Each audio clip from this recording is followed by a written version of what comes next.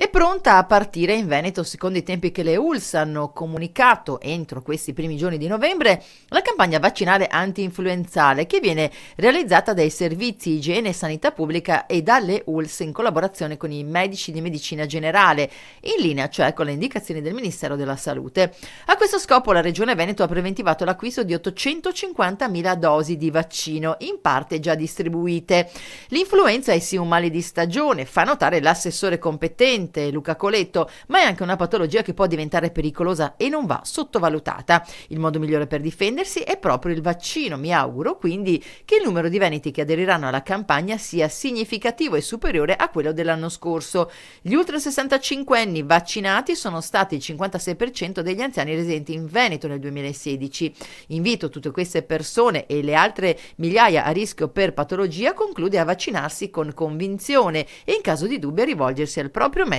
per ricevere le corrette informazioni. Per ridurre l'indice di morbosità, le complicanze e mortalità, la campagna in Friuli Venezia Giulia è scattata ancora prima, il 26 ottobre scorso. In regione lo scorso anno furono 9 i casi di persone tra i 50 e i 70 anni ricoverate in rianimazione. Seguendo il trend nazionale è aumentato il numero di friulani che si è sottoposto alla vaccinazione antinfluenzale senza però raggiungere il livello dei primi anni 2000, quando si riuscì a coprire il 71% degli ultra 65 anni dei soggetti con patologie croniche. Complessivamente nel 2016 si è vaccinato il 53,4% della popolazione a cui è stata consigliata la misura di prevenzione. Sarà possibile recarsi per la somministrazione dai medici di medicina generale, dai pediatri e in alcune giornate, sono ancora da stabilire, verranno inserite sul sito della Regione Friuli, nelle aziende sanitarie. Le categorie a cui la vaccinazione è raccomandata e offerta gratuitamente sono soggetti di pari età o superiore ai 65 anni, bambini di età superiore ai 6 mesi,